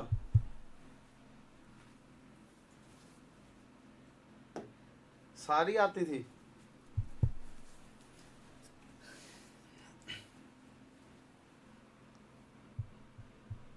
बहुत रहता है, अभी तो 4 ही पार्ट कंप्लीट, 3 ही पार्ट कंप्लीट हुए हैं अभी। कार्बीन कार्बाइन, उसके बाद में एल्कीन अल्काइन, फिर डाई हाइड्रोजन के साथ में पूरी oxidative reductive beta hydride elimination, और उसके बाद में क्या बचेगा, माइग्रेटरी इंसर्शंस, वो वाला पार्ट, ठीक है। तो 3 पार्ट मेजर ये बचे हुए हैं। उसके बाद में कैटालिसिस का चौथा पार्ट बचा हुआ है, और उसके बाद में फेरोसिन का 5वां पार्ट बचा हुआ है, और फिर फ्लेक्सोनलिटी का 6 पार्ट बचा हुआ है। मतलब अभी बहुत आगे तक खेलना है हमें इस टॉपिक में। 30 मार्क्स तक का आएगा, 25 से 30 मार्क्स तक का आता है। हाँ, बाय 1 गेट 1 मांग रहा है, सही बात है, सेल चल रही है। सूर्यांश ने सही जवाब दिया है। बहुत बचा हुआ है अभी, ठीक है। लेकिन अब जो पार्ट है वो हल्का होता जाएगा थोड़ा थोड़ा, मतलब इतना बड़ा बड़ा नहीं है वो, थोड़ा छोटा हो जाएगा, ठीक है। बोर्ड पे देखिएगा। अगली जो कंडीशन है अपने पास में वो कार्बीन्स की है, ठीक है। कार्बीन्स हेडिंग डाल लेना, इसका नाम हम लोग क्या बोलेंगे, मेटला कार्बीन्स। ऐसे ही 30 मार्क्स का थोड़ी ना आता है। कोऑर्डिनेशन और ओएमसी कर लिया तो पेपर क्लियर हो गया, ठीक है। आइए समझते हैं मेटल कार्बीन्स को। अगर मेटल कार्बीन्स में अगर बात की जाए तो इसको हम लोग 2 पार्ट में कैटेगराइज कर लेते हैं, और वो 2 पार्ट कौन से होंगे अपने पास में, पहला जो पार्ट होगा वो फिशर कार्बीन होगी, फिशर कार्बीन होती है, और जो अपना सेकंड पार्ट होता है वो अपने पास में श्रॉफ कार्बीन होंगी। इनके क्वेश्चन लग जाएंगे, लेकिन मेन ग्रुप के क्वेश्चनों में मेन ग्रुप वाला भी चल ही रहा है, बीच बीच में आता रहेगा। बेरिलियम का तो करवा दिया मैंने ओएमसी, बेरिलियम का तो पढ़ा दिया, उसकी फ्लक्चुअलिटी वगैरह सारी पढ़ा दी है पहले ही। ऐसे ही जब अपने पास में कौन से सिस्टम आएंगे, जब अपने पास में जब डबल रिंग डबल डेकर वाले जो कॉम्प्लेक्सेस आएंगे उनमें हम लोग बेरियम, स्ट्रोंशियम और कैल्शियम वाले भी डिस्कस कर लेंगे। तो बस हो गया, वही इतना ही पार्ट पूछता है, वो खत्म हो जाएगा। ठीक है, जिंटालाइन हम लोग पढ़ चुके हैं। ठीक है, बस एक स्टाइक्स कोड रह जाएगा। स्टाइक्स कोड शायद आपको कौन करवाएगा, मेन ग्रुप वाले सर करवाएंगे। ठीक है, आइए जरा बोर्ड पे देखते हैं। फिशर कार्बीन है और दूसरी अपने पास में कौन सी है, श्रॉफ कार्बीन है। इनको जब हम लोग कैटेगराइज करते हैं तो कैटेगराइज करने के 3 मेथड्स होते हैं अपने पास में। ठीक है, 3 मेथड्स में से अगर मैं पहले मेथड की बात करता हूं तो आपको क्या दे रखा होगा, इनका जर्नल फॉर्मूला लिख ले। देखो M था डबल बॉन्ड, इसके ऊपर X लगा लिया, Y लगा लिया, और यहाँ पे मैंने कुछ लिगेंड्स लगा लिए। कैसे कैटेगराइज करते हो आप, देखो पहला कैटेगराइज करने का तरीका होता है जो मेटल होती है आपकी, उस मेटल की ऑक्सीडेशन स्टेट। ठीक है, तो पहला क्राइटेरिया जो होगा वो ऑक्सीडेशन स्टेट के बेसिस पे, ऑक्सीडेशन स्टेट के बेसिस पे। जो सेकंड क्राइटेरिया होता है वो होता है एक्स और वाई के बेसिस पे, nature of X and Y के बेसिस पे। और जो थर्ड क्राइटेरिया होता है दोनों को डिवाइड करने का, वो होता है लिगेंड एल के बेसिस पे, साइड लिगेंड्स मतलब इनको बोलते हैं ऑक्सिलरी लिगेंड्स के बेसिस पे। ठीक है, साइड जो लिगेंड्स लगे हुए हैं उनके बेसिस पे। आइए तीनों बातें क्या क्या बोलती हैं उनके बेसिस पे हम लोग बात करते हैं। सुनिएगा जरा, अगर आपके पास में ऐसा कोई कॉम्प्लेक्स है मेटला कार्बीन्स का, जिसमें मेटल की ऑक्सीडेशन स्टेट अगर +2 या +2 से कम रही हो, क्या रही हो, मेटल की ऑक्सीडेशन स्टेट +2 या +2 से कम रही हो, उन कंडीशंस में कार्बीन को क्या बोला जाएगा, फिशर कार्बीन बोला जाएगा। ध्यान से समझना, पूरी की पूरी मेटाथीसिस इन्हीं दोनों पे टिकी हुई है, तो मेटाथीसिस को भी यहीं से रिलेट करेंगे हम लोग आगे, अगला देखना। ठीक है, इसके अलावा अगर ऑक्सीडेशन स्टेट का डिफरेंस, अगर मान लो कि ऑक्सीडेशन स्टेट जो है मेटल आयन की वो +3 या +3 से क्या रही होगी, ज्यादा रही होगी, तो वो फिर कौन से कॉम्प्लेक्स कहलाएंगे, श्रॉफ कार्बीन के कॉम्प्लेक्सेस कहलाएंगे। ठीक है, अगली बात सुनना, अगर मैं यहाँ पे बोलता हूं कि आपके पास में X एंड Y अगर कैसे होंगे, अगर हेट्रोएटम, इन दोनों में से अगर एक भी क्या रहा होगा, हेट्रोएटम रहा होगा, तो उन कंडीशंस में वो फिर किसकी तरह बिहेव करेगा, फिशर कार्बीन की तरह। हेट्रोएटम के लिए कैसे कैसे ग्रुप हो सकते हैं, जैसे OMe टाइप का रहा हो, OR टाइप का रहा हो, कोई भी ले लेना। ठीक है, या इसके अलावा क्या हो सकता है अपने पास में NH2 हो सकता है, NHR हो सकता है, या NR2 हो सकता है। ऐसा कोई भी हेट्रोएटम जिसके पास में क्या होगा, लोन पेयर होगा, वो सारे के सारे इस कैटेगरी में लाई करेंगे। ठीक है, यहाँ पे जो आपके पास में X एंड Y जो सब्स्टिट्यूएंट है कार्बनिक कार्बन के ऊपर, जो सब्स्टिट्यूएंट है कार्बनिक कार्बन के ऊपर, वो कैसे होंगे, नॉन हेट्रोएटम होंगे। जैसे वो हाइड्रोजन हो सकता है, वो TBU हो सकता है, या फिर वो कोई अल्काइल ग्रुप हो सकता है, या अराइल ग्रुप हो सकता है। ऐसा कोई भी रहा होगा, उन कंडीशंस में उसको क्या प्रायोरिटी दी जाएगी कि वो एग्जाम्पल होगा किसका, श्रॉफ कार्बीन का। ठीक है, अगली कंडीशंस देखना, थर्ड कंडीशन जो होती है लिगेंड, जो साइड ऑक्सिलरी लिगेंड है, अगर ये लिगेंड कैसे रहे होंगे, पाई एक्सेप्टर रहे हो, कैसे रहे हो, पाई एक्सेप्टर रहे हो, तो उन कंडीशंस में बोल देंगे कि वो फिर से एग्जाम्पल हो जाएगा फिशर कार्बीन का। और अगर लिगेंड्स कैसे रहे होंगे, नॉन पाई एक्सेप्टर रहे होंगे, तो फिर वो एग्जाम्पल बन जाएगा श्रॉफ कार्बीन का। किसका, श्रॉफ कार्बीन का एग्जाम्पल बन जाएगा। एक एक एग्जाम्पल लिखता हूं आपके सामने, देखना। अगर इस कैटेगरी की अगर मैं बात करता हूं तो इसका एग्जाम्पल आएगा Fe, अभी अभी प्रिपेयर किया था, OMe था, यहाँ पे R ग्रुप था, CO5, ये इसका एग्जाम्पल है। ठीक है, दूसरा देखना, अगर मैं इस कैटेगरी के एग्जाम्पल की बात करता हूं तो इसमें आ जाएंगे अर्ली मेटल्स आएंगे, टेंटलम, इसके साथ में TBU हाइड्रोजन, ठीक है, और दूसरा इसके ऊपर क्या लगा देंगे, TBU का होल थ्राइस। ऐसे जो कॉम्प्लेक्सेस होंगे वो श्रॉक में आएंगे और जो ऐसे कॉम्प्लेक्सेस होंगे वो किस में आएंगे, फिशर में आएंगे। तो आपको पक्का ही ध्यान रखना है कि यहाँ पे कैसा सबस्टेंट लगा हुआ है, मेटल की ऑक्सीडेशन स्टेट क्या है, और यहाँ पे साइड में लिगेंड कैसा लगा हुआ है। इन्हीं के बेसिस पे कार्बीन्स को 2 पार्ट्स में क्लासिफाई किया जाता है। जल्दी से बताएं क्या आपको कहानी समझ में आई।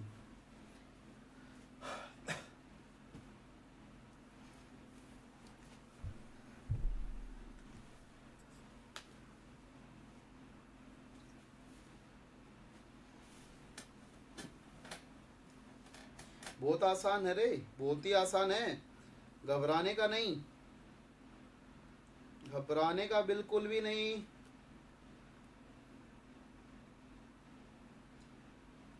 घबराना तो है ही नहीं, बड़ा नहीं है, आसान है। बड़ा तो है पर आसान है। बड़ा भी और मुश्किल भी हो फिर तो माथा पर्ची हो जाएगी। 30 मार्क्स रखे हुए हैं, बस उठा लेने हैं। अब की बार गेट में भी 4 क्वेश्चन आए थे 8 मार्क्स के, बिल्कुल रखे हुए थे, उठाने ही थे बस। चले आगे। ओके, देखिएगा इसमें आप 2 कहानियां और लिख लेना, ठीक है। कौन सी होंगी, अगर मैं फिशर और स्ट्रोक की बात करता हूं तो जो फिशर होता है वो ऑलवेज 18 इलेक्ट्रॉन रूल को सेटिस्फाई करेगा, और ये वाला जो होगा अपने पास में वो कभी भी 18 इलेक्ट्रॉन रूल को सेटिस्फाई नहीं करेगा। इसमें कभी भी 18 इलेक्ट्रॉन रूल नहीं लगता है, और इस वाले केसेस में 18 इलेक्ट्रॉन रूल लगेगा।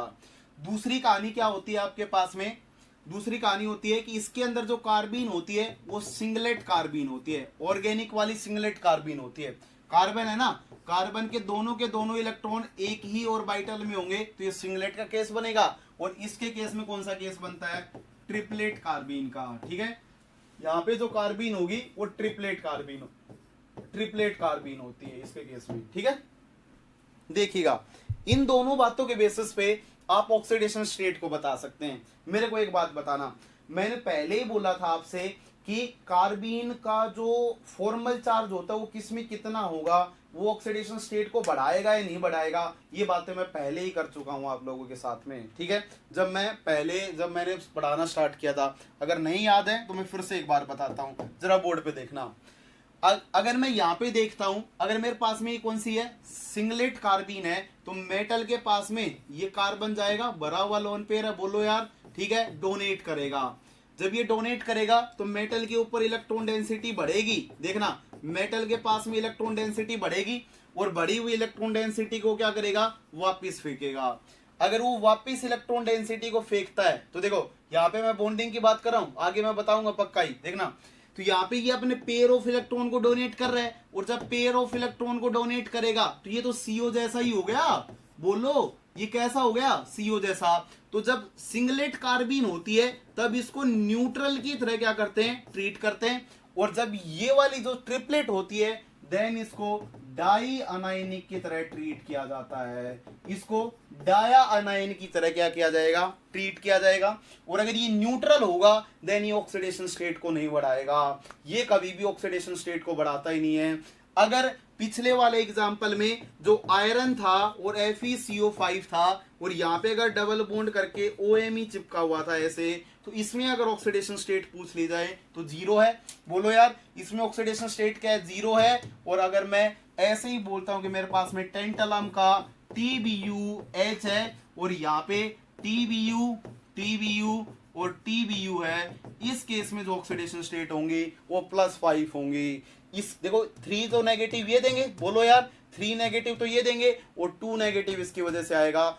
ये जो होती है वो डायनाइनिक मानी जाती है, और इसको हम लोग कैसे रेफरेंस लेके चलते हैं, न्यूट्रल की तरह। एक ही मिनट में बॉन्डिंग में समझ में आ जाएगा। तो याद रखना इस केस में ऑक्सीडेशन स्टेट +5 है, और इस केस में ऑक्सीडेशन स्टेट 0 होंगी। कितनी होंगी, 0 होंगी। आपने इसे न्यूट्रल लिगेंड की तरह ट्रीट करना है, न्यूट्रल लिगेंड, जैसे CO की तरह, CO नो चार्ज स्पीसीज। ठीक है, चलूं आगे। क्या ये कहानी समझ में आई?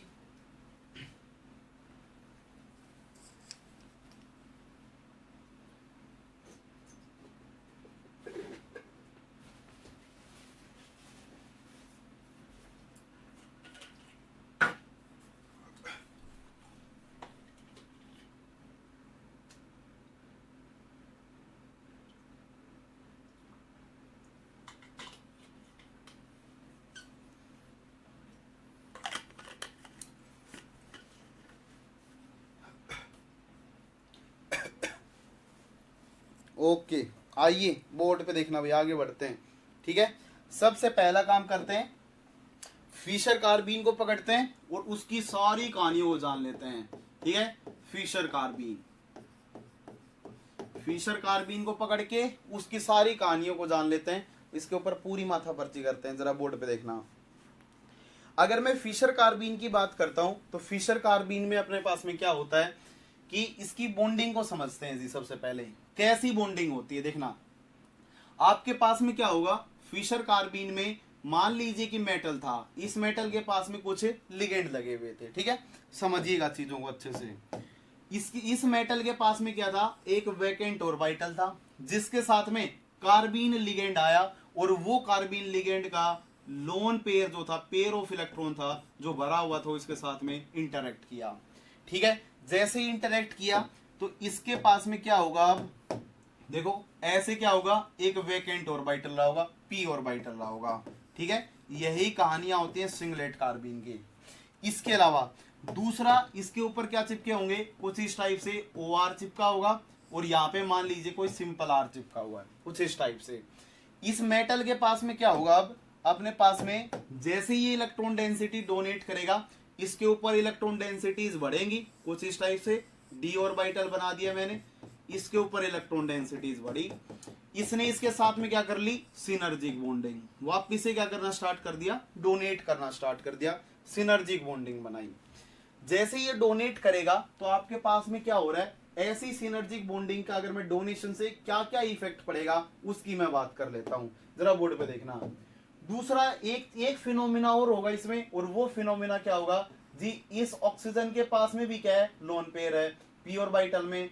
अगर इसके पास में भी पी ऑर्बिटल में अगर लोन पेयर है तो ये भी क्या करेगा, यहां से डोनेट करेगा। तो जो इस पी ऑर्बिटल में जो बैक डोनेशन होगा वो इस तरफ से भी हो सकता है और वो इस तरफ से भी हो सकता है, मतलब दोनों ही डायरेक्शन से क्या हो सकता है, डोनेशन हो सकता है। ठीक है, इस कार्बन को मैं स्टार से क्या कर देता हूं, मार्क कर देता हूं, और इस कार्बन का नाम मैंने दे दिया कार्बनिक कार्बन। क्या बोल दिया है, कार्बनिक कार्बन मैंने इसे बोल दिया है। देखिएगा जरा, ठीक है, मैं ऐसे बोलूंगा कि जैसे ही लिगेंड ने इलेक्ट्रॉन डेंसिटी दी होगी, जैसे ही लिगेंड ने इलेक्ट्रॉन डेंसिटी दी होगी, इस मेटल सेंटर के ऊपर इलेक्ट्रॉन डेंसिटी जो होगी वो बढ़नी स्टार्ट होगी। बोलो यार, मेटल के ऊपर इलेक्ट्रॉन डेंसिटी इंक्रीज होना स्टार्ट हो जाएगी। अगर मेटल के ऊपर इलेक्ट्रॉन डेंसिटी बढ़ी तो उसकी वजह से बैक डोनेशन इंक्रीज होगा। बैक डोनेशन बिटवीन किसके किसके बीच में, back donation between metal and कार्बनिक कार्बन में इंक्रीज हो जाएगा, पहला केस। अगर यहां से बैक डोनेशन इंक्रीज होगा तो फिर इस तरफ वाला बैक डोनेशन कम हो जाएगा, इसका मतलब दूसरा केस आएगा, बैक डोनेशन कम हो जाएगा, बैक डोनेशन बिटवीन किसमें, कार्बनिक कार्बन एंड हेट्रोएटम। यहां पे हेट्रोएटम क्या है, ऑक्सीजन, उसमें क्या हो जाएगा, कम हो जाएगा। क्या बात समझ में, यहाँ पे बैक डोनेशन कम हो जाएगा, इनवर्सली प्रोपोर्शनल है। अगर ऐसा है तो जी क्या होगा, अगर ऐसा है तो जी ऐसा काम होंगे, अगर बैक डोनेशन इलेक्ट्रॉन डेंसिटी बढ़ी, बैक डोनेशन बढ़ा, तो मेटल की और कार्बनिक कार्बन की स्ट्रेचिंग फ्रीक्वेंसी तो बढ़ जाएगी। बोलो यार, अगर बैक डोनेशन होगा तो डबल बॉन्ड कैरेक्टर आएगा, तो उसकी वजह से क्या होने लग जाएंगे, यहाँ पे मेटल की और कार्बन की स्ट्रेचिंग फ्रीक्वेंसीज बढ़नी स्टार्ट हो जाएंगी, और किसकी, सी और ओ की स्ट्रेचिंग फ्रीक्वेंसीज डिक्रीज होनी स्टार्ट हो जाएंगी, कार्बनिक कार्बन और ओ की स्ट्रेचिंग फ्रीक्वेंसीज डिक्रीज होनी स्टार्ट हो जाएंगी। तो कुछ ऐसा ऑर्डर रिजल्टेंट अपने पास में निकल के आता है। इन्हीं के बेसिस पे आपसे स्पेक्ट्रा के क्वेश्चन ये पूछ लेता है, स्ट्रेचिंग फ्रीक्वेंसी के क्वेश्चन आपसे कंपेयर करवा लेगा।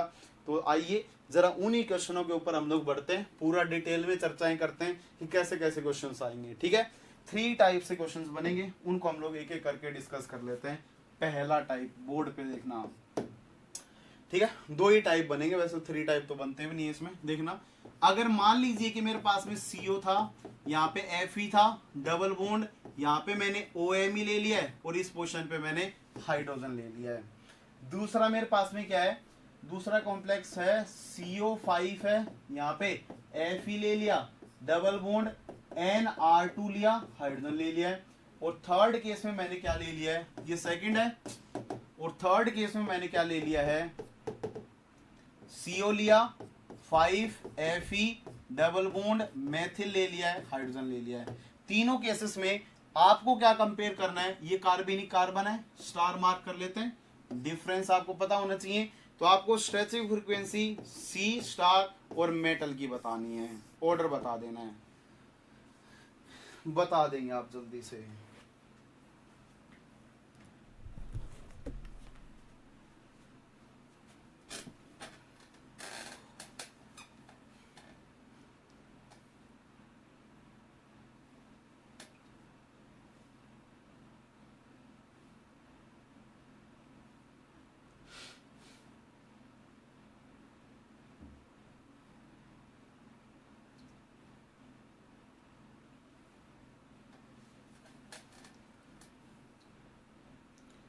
दो तीन एक CO की स्ट्रेचिंग मेटल की और C स्टार की बतानी है भूपेंद्र।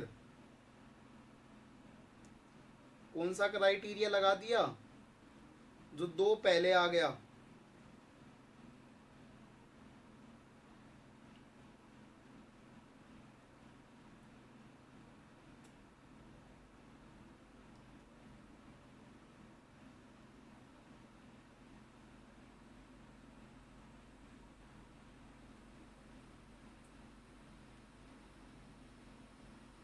जल्दी बोले।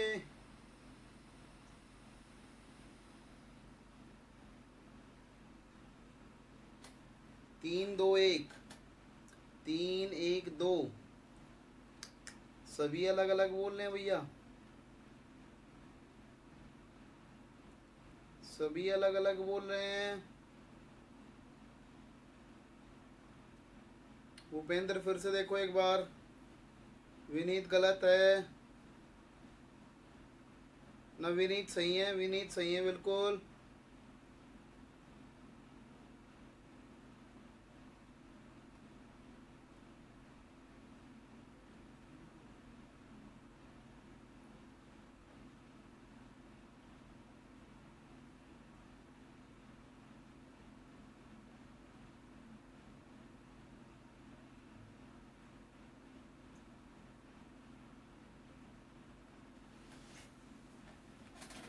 ठीक है भाई, 3 1 2 3 1 2। विनीत नहीं यार, सही नहीं है भाई, विनीत सही नहीं है भाई। भूपेंद्र अब भी गलत है भाई, किसी का सही नहीं आया अभी तक। देखिएगा जरा, ये कमाल की कहानियां हैं इनके अंदर, इनके मतलब कहानियां ही कमाल की हैं। देखो क्या होता क्या है, जब आप इस पूरे को फ्रेमवर्क को जब सेलेक्ट करते हैं, मैं बताता हूं आपको, जरा सीखना चीजों को, मैं क्या कहना चाहता हूं। मैं आपके सामने कॉम्प्लेक्स लिख रहा हूं, ठीक है। देखना होता क्या है आपके पास में, कि जैसे Fe था मेरे पास में, इसके पास में क्या है, CO4 लगा हुआ है, डबल बॉन्ड है और OMe है, ठीक है। और यहाँ पे कोई R ग्रुप लगा हुआ है, ठीक है। मैंने ये कंसिडर किया है, ठीक है। समझना चीजों को, ध्यान से देखना। अब होगा क्या कि ये जो लोन पेयर होता है वो इसके साथ में रेजोनेंस करता है, ठीक है। अगर इसके साथ में रेजोनेंस करेगा तो कैसे फॉर्म बनाएगा, कुछ इस टाइप की फॉर्म बना लेता है, जिसमें यहाँ पे क्या लगे हुए, CO CO CO लगा होगा, एक C ट्रिपल बॉन्ड O मैंने बना दिया है, और इसके ऊपर मैंने यहाँ पे क्या लगा दिया है, C डबल बॉन्ड OMe, और यहाँ पे R और यहाँ पे पॉजिटिव, ठीक है। मैंने कुछ इस टाइप की फॉर्म यहाँ पे ड्रॉ कर ली है, ठीक है। समझना, जब इसने इलेक्ट्रॉन दिए होंगे तो इसके ऊपर मैंने दिखा दिया कि इसके ऊपर नेगेटिव चार्ज आ चुका है। एक बात बताना, अगर इस मेटल के ऊपर सारे के सारे अगर पाई एक्सेप्टर लिगेंड लगे होंगे, और वो पाई एक्सेप्टर कौन से होंगे, CO जैसे, NO जैसे, PPH3 जैसे स्ट्रॉन्ग पाई एक्सेप्टर लिगेंड्स अगर लगे होंगे, तो वो इलेक्ट्रॉन डेंसिटी खींचना स्टार्ट कर देते हैं। ध्यान से समझना बात को, अगर ये तो ये इलेक्ट्रॉन डेंसिटी खींचे और एक ये इलेक्ट्रॉन डेंसिटी खींचे, ठीक है, दोनों को समझना। यहाँ पे जो ऑक्सीजन है उसके ऊपर भी पॉजिटिव चार्ज होगा, बोलो यार, C ट्रिपल बॉन्ड O कैसा होता है, इसके ऊपर नेगेटिव, O के ऊपर पॉजिटिव होगा, ये तो डोनेट कर देता है, लेकिन चार्ज हम लोग दिखाते नहीं है जनरली, ठीक है, इसलिए। लेकिन एक्चुअली में इसके ऊपर में क्या होगा, CO के ऊपर चार्ज ही होगा, इसलिए यहाँ पे ट्रिपल बॉन्ड वाला है और यहाँ पे डबल बॉन्ड वाला है, उसके ऊपर मेथिल भी है, वो कम खींचेगा, ठीक है। इस तरफ से खींचने की प्रोबेबिलिटी क्या होगी, ज्यादा होगी। अगर इस तरफ से खींचने की प्रोबेबिलिटी ज्यादा होगी तो मेटल के ऊपर जैसे ही चार्ज बढ़ेगा तो चार्ज इस तरफ देना चाहेगा या उस तरफ देगा, पक्का ही वो इस तरफ देना चाहेगा। अगर वो पक्का ही इस तरफ देना चाहेगा तो वो जो फॉर्म होती है वो इंटायरली ऐसा बोला जाता है कि जो इन दोनों फॉर्म में से अगर बात की जाए तो मोस्टली टाइम्स वो इस वाली फॉर्म में क्या करता है, एग्जिस्ट करता है। अगर वो इस वाली फॉर्म में एग्जिस्ट करता है तो अब बैक डोनेशन की जो कहानियां होंगी वो सारी की सारी इस हेट्रोएटम के ऊपर टिकी होती हैं कि ये हेट्रोएटम कितना ज्यादा इलेक्ट्रोनेगेटिव है। मेरे को एक बात बताना, चाहे मेरे पास में मेथिल रहा हो चाहे मेरे पास में NH2 रहा हो, जनरली NH2 का ऑक्सीजन का कंपैरिजन हम लोग इजीली कर पाते हैं, ठीक है। तो देखना अगर यहाँ पे अगर ऑक्सीजन जैसा होगा तो वो बहुत ज्यादा इलेक्ट्रोनेगेटिव है। बोलो यार, अगर इलेक्ट्रोनेगेटिव है तो एक तो ये बैक डोनेशन करवाए और एक मेरे पास में क्या हो यहाँ पे नाइट्रोजन हो वो बैक डोनेशन करवाए, तो किसके केस में बैक डोनेशन का एक्सटेंट ज्यादा होगा, पक्का ही ऑक्सीजन के केस में ज्यादा होगा, क्योंकि ऑक्सीजन नाइट्रोजन से क्या होगा, ज्यादा इलेक्ट्रोनेगेटिव होगा। तो देखो जब मैं इस वाले एग्जांपल को जब सोल्व करने जाता हूं तो इस केस में जो एक्सटेंट ऑफ बैक डोनेशन होता है वो सारा का सारा आने वाले यहाँ पे आने वाले इस हेट्रो के एटम के ऊपर टिका होता है, ठीक है। अगर यहाँ पे हेट्रो एटम ऑक्सीजन है तो ऑक्सीजन की इलेक्ट्रोनेगेटिविटी सबसे ज्यादा है और सबसे ज्यादा बैक डोनेशन किसके केस में होगा, इसी वाले केस में होगा, ठीक है। अरे ये गलत कर दिया, यहाँ 4 होगा भाई हर जगह, ठीक है 18, ठीक है। तो सबसे ज्यादा बैक डोनेशन किसके केस में होगा, इसके केस में होगा। और अगर सबसे ज्यादा इसके केस में होगा तो फिर डबल बॉन्ड कैरेक्टर सबसे ज्यादा इसी केस में आएगा, और डबल बॉन्ड कैरेक्टर सबसे ज्यादा इसी केस में आएगा, तो फिर स्ट्रेचिंग फ्रीक्वेंसी भी इसी कंडीशन की सबसे ज्यादा होगी। तो याद रख लेना, कार्बीन्स के केस में जो एक्सटेंट ऑफ बैक डोनेशन होता है, एक्सटेंट ऑफ बैक डोनेशन जो होता है वो डायरेक्टली प्रोपोर्शनल होता है इलेक्ट्रोनेगेटिविटी ऑफ सब्स्टिट्यूएंट्स ऑन कार्बनिक कार्बन। कार्बनिक कार्बन के ऊपर जितना ज्यादा इलेक्ट्रोनेगेटिव सब्स्टिट्यूएंट लगा होगा उसका बैक डोनेशन उतना ही अच्छा होगा, और जितना अच्छा बैक डोनेशन होगा उतना ज्यादा यहाँ पे डबल बॉन्ड कैरेक्टर आएगा, और जितना ज्यादा डबल बॉन्ड कैरेक्टर आएगा उतनी ज्यादा स्ट्रेचिंग फ्रीक्वेंसीज होंगी। इसलिए इसमें जो स्ट्रेचिंग फ्रीक्वेंसी का ऑर्डर आएगा वो फर्स्ट देन सेकेंड और देन थर्ड होगा। क्या कहानियां समझ में आई, कमाल ही था, ये कमाल ही था। देखो कैसे पता चलता है, देखो पता कैसे चलता है मैं ये बताता हूं आपको कि ऐसी कहानियां क्यों हुई। जब आप इस वाले मॉलिक्यूल को जब चेक करने जाते हैं, इसका क्रिस्टलोग्राफी से इसका स्ट्रक्चर डिटेक्ट करते हैं, तो उस स्ट्रक्चर में क्या पाते हैं कि ये वाली जो बॉन्ड लेंथ है वो 215 पिकोमीटर होती है, ठीक है, मतलब 215 पिकोमीटर होती है, और ये वाली जो मेटल सी की जो बॉन्ड लेंथ होती है वो 205 पिकोमीटर होती है, मतलब 10 पिकोमीटर ये कम होती है। दिखाई ऐसा देता है यहाँ डबल बॉन्ड है तो ये वैल्यू छोटी होनी चाहिए थी, लेकिन एक्चुअली में कार्बोनिल वाली छोटी होती है। इसका मतलब यहाँ पे जो नेगेटिव का जो बैक डोनेशन होता है वो कार्बोनिल के ऊपर ज्यादा होता है और कार्बनिक कार्बन के ऊपर कम होता है, और कार्बनिक कार्बन के ऊपर बढ़ाना है तो यहाँ पे लगे हुए सब्स्टिट्यूएंट की इलेक्ट्रोनेगेटिविटी बढ़ानी पड़ेगी, यहाँ पे लगे हुए सब्स्टिट्यूएंट की इलेक्ट्रोनेगेटिविटी बढ़ानी पड़ेगी।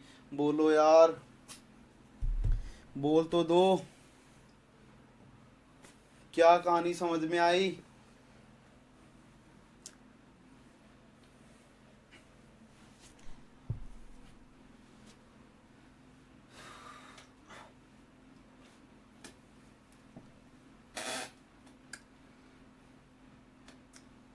सारे के सारे गलत हो गए हो।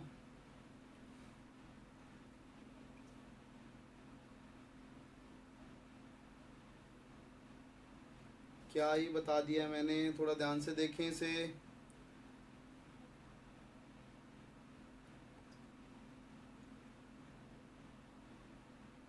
किसका डोनेशन, काहे का डोनेशन भैया, ये तो बताओ कौन से डोनेशन की बात कर रहे हो,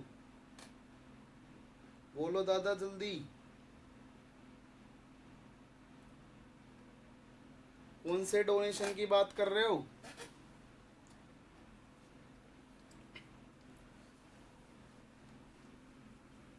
वो तो है ही इस फॉर्म में, वो तो है ही इस फॉर्म में, इसमें तो है ही नहीं, वो तो है ही इसमें, ये देख, ये वैल्यू,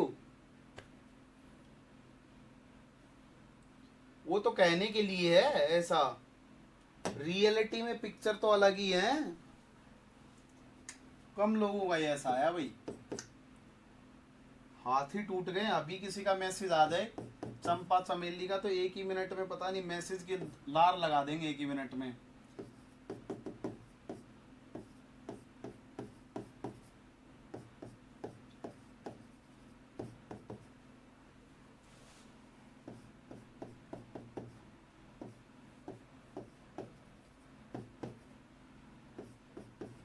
जल्दी से कंपेयर कर दें फर्स्ट और सेकंड।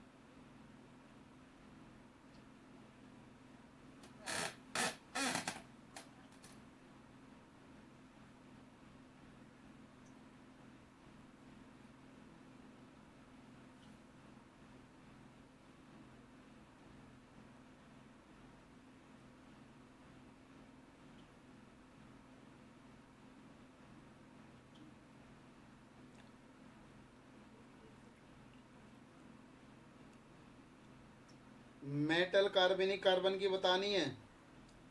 बिल्कुल सूर्यांश जी, सही जवाब। You are absolutely right. लोग बोलते हैं ऐसा।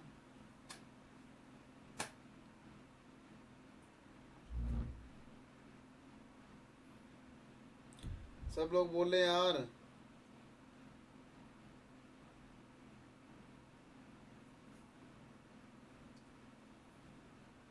Second is greater than first.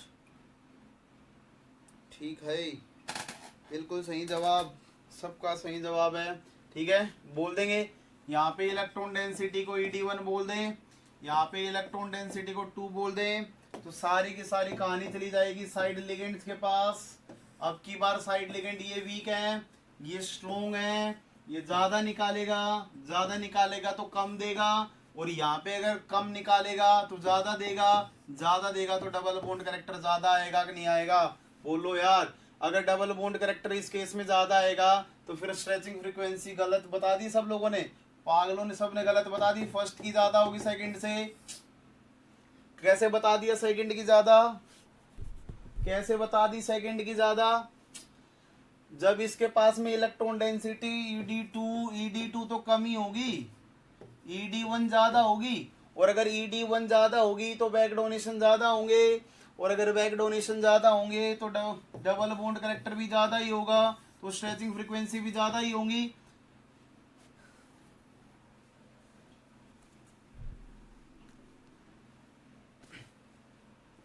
गला दर्द करने लग गया यार, समझ में आई क्या?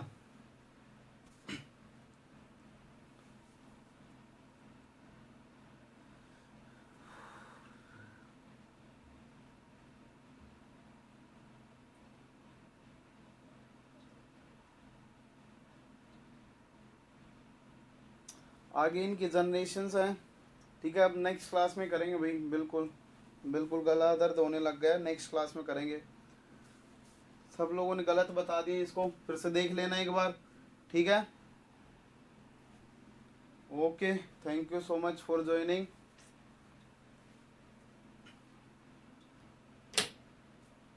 नेक्स्ट क्लास में मिलते हैं। कल होगी अपनी नेक्स्ट क्लास। फिर से कल हम लोग कार्बीन और कार्बाइन खत्म कर लेंगे। ठीक है, मेटाथीसिस हम लोग स्टार्ट कर लेंगे। मेटाथीसिस हो जाएगी, और मेटाथीसिस के बाद में एल्कीन और एल्काइंस आ जाएंगे अपने। ठीक है, okay, thank you so much. इतना रिवाइज करके आना, अच्छे से पढ़ के आना, सारा का सारा नेक्स्ट क्लास में डिस्कस करेंगे। किसी को कोई डाउट है? Any doubt? किसी प्रकार की कोई समस्या?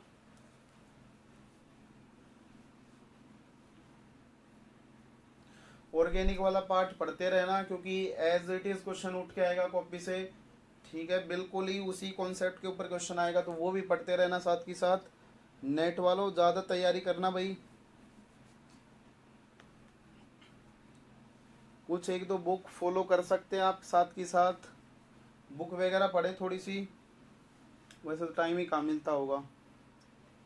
Okay, thank you so much for joining, next class में मिलते हैं।